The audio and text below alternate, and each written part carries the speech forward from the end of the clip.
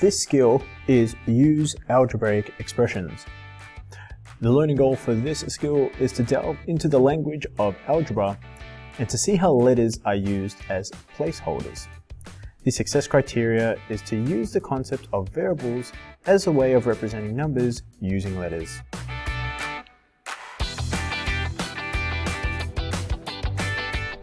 I've taken a few examples. There's quite a bit to delve into for this topic from the numbers and algebra, patterns in algebra topic in the numbers and algebra strand. Here we are looking at which is the correct expression for the sum of 9 and n, a letter. So what we're so used to is using numbers to find the sum of. So it might say find the sum of 9 and 9, that will be 18. Find the sum of 1 and 3, that will be 4. In this case, this is saying to find the sum, and we know sum is to do with adding 9 and n. Now we don't know what n is. We know that n is going to be a number of some sort later down the track for whatever reason. But we're trying to find an expression of what 9 and n is and sum them together. So it's not n take away 9, because there's nowhere here that says anything to do with take away, nor is it 9 take away n. The sum means we're just adding 9 and n together, or n 9 together. So this must be the solution here. And the reason why it's not this one, because 9n is just another way of writing 9 times n, which isn't what we're looking for. So n plus 9 or 9 plus n, they both suffice as the same answer. This will be the correct solution for it. Okay, so it's a very abstract concept, just introducing this random letter and saying, hey, let's find the sum of it.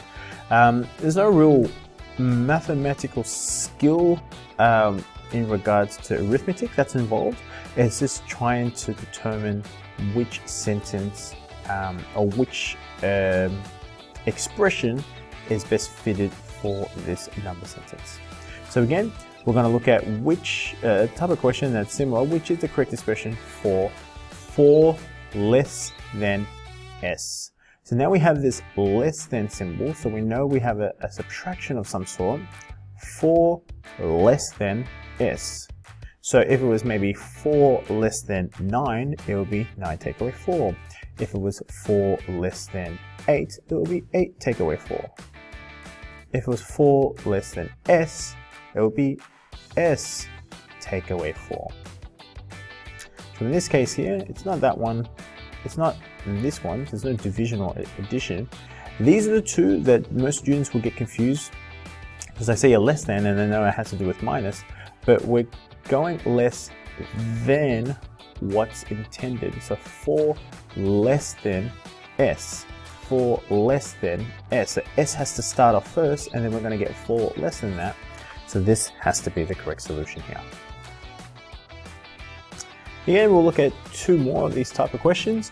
Which is the correct expression for the product of 9 and y? Now, product just means the result from a multiplication. Okay, the result of a multiplication. So the product of 9 and y can be written either as 9 times y, or, like in the previous question, 9y. Now, traditionally speaking, and this is just a maths rule that mathematicians have come up for many years, whenever we're doing a multiplication or a product of a number and a letter, the number always goes in front of the letter.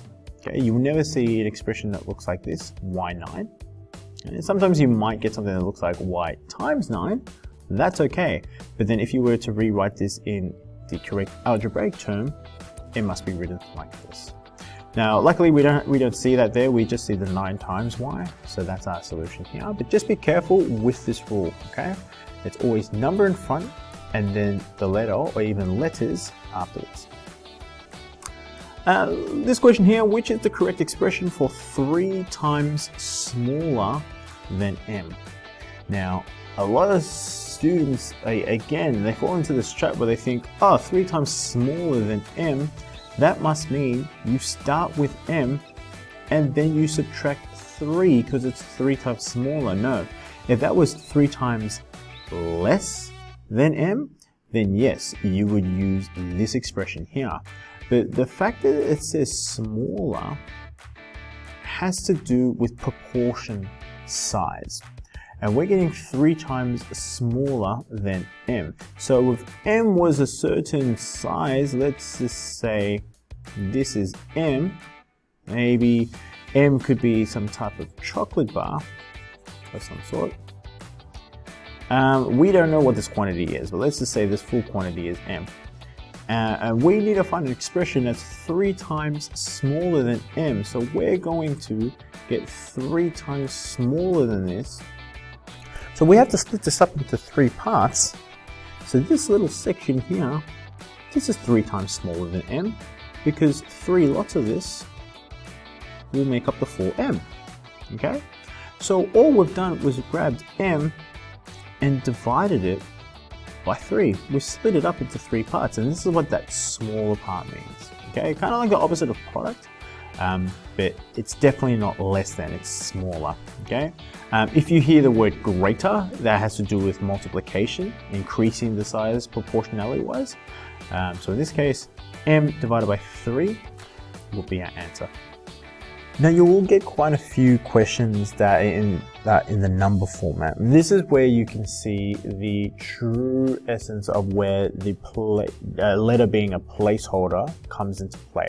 Okay, and by that we just mean that we can replace this letter that we'll see in the question, and I'll get to that in a second, with any type of number and it will make sense. But we've just kind of have a generalized form by using a letter. Let's see what I mean. Let's say that Simon made $96 this week. Okay, so we've got Simon. We've got Simon, and he's made $96 within a week. Okay, and then Kate made X amount of dollars. Okay, now we don't know how much Kate made. So we're going to represent this by a random letter, by the letter X. But what we do know, if Kate made X dollars less than Simon, what expression or which expression shows how much she made? So let's say that K, let's just take an arbitrary random amount. Let's say that it's $2. So if Kate made $2 less than Simon, we know that in order to figure out what Kate got, that would just be $96 minus the $2. And in this case, it would be $94. Maybe she didn't make less than $2. Maybe she made $10 less for whatever reason. So in this case, it will be 96 take away $10, and that will give us $86. Okay, so you can put any type of number in, and we've got this kind of standardized way of trying to figure it out, because it says it's a certain amount less than Simon. But in this case, we have an X amount. We don't know what this amount is. Right? But what we do know is, no matter what amount it is, it's going to be that amount less than 96. So the actual expression will just be 96 take away X. Okay, and this X can be replaced. We replaced it with a 2, so we can just put 2 there. We replaced it with a 10 in one of the examples. So this is what it means by this letter being a placeholder. Okay, we've just generalized a form, found an expression for it, and then we can use this expression to substitute any value we want depending on how much Kate made for that week, because we know it's a certain amount less than 96. Alright, we've got a couple more examples. In this example here, we're going to fill in the missing numbers in the number sequence for the rule T take away 41. And in the previous, one of the previous videos, we remember that T just stood for term.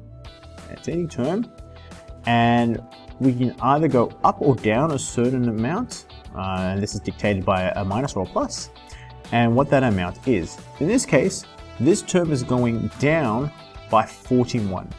So we're going to start at 514, and we're going to start at 514, just move that to the side there, and then we're going to take away 41 to get the next term, which is 473.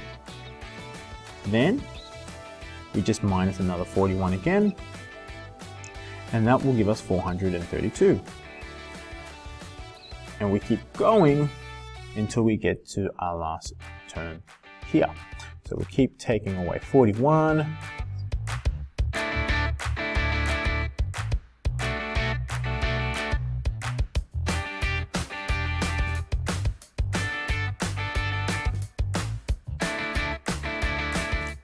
Until we get to the last term here.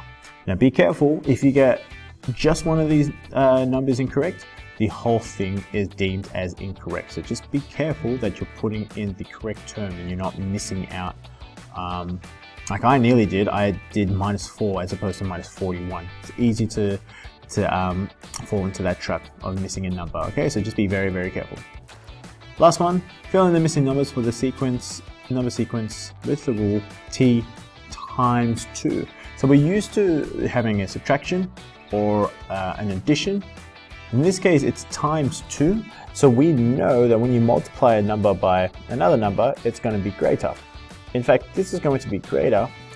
The difference is between this one and any other ones where there's just a plus involved, is that this one's going to get greater, but it's going to get greater really fast. And I'll show you what I mean. Let's go 3 times 2.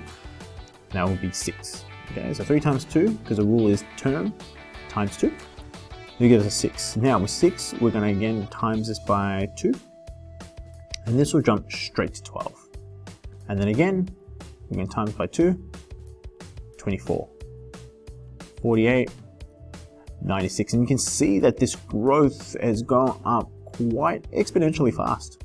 Okay, it's going straight away. Here we had this kind of linear fashion where it's going down by 41, down by 41, down by 41. Here it's been doubled and doubled again. And the more that you're doubling, the greater the number will be. And then the more that you double, the greater the number will be. So this is ripple effect where it keeps getting greater and greater and greater. Okay, if we were just to add 2 each time as opposed to multiply by 2, you get 3, 5, 7, 9, 11, 13, which is quite a very small amount. Okay, so having a multiplication, if you get a bit worried and you see, ooh, these numbers seem to be getting out of control, you know, they're being increased quite a bit or decreased quite a bit. If it's a divided by 2, that's completely okay. That's just the nature of how multiplication and division works. And that concludes this skill. Go ahead and attempt this skill on the central assessment, and I'll see you in the next video. Bye-bye.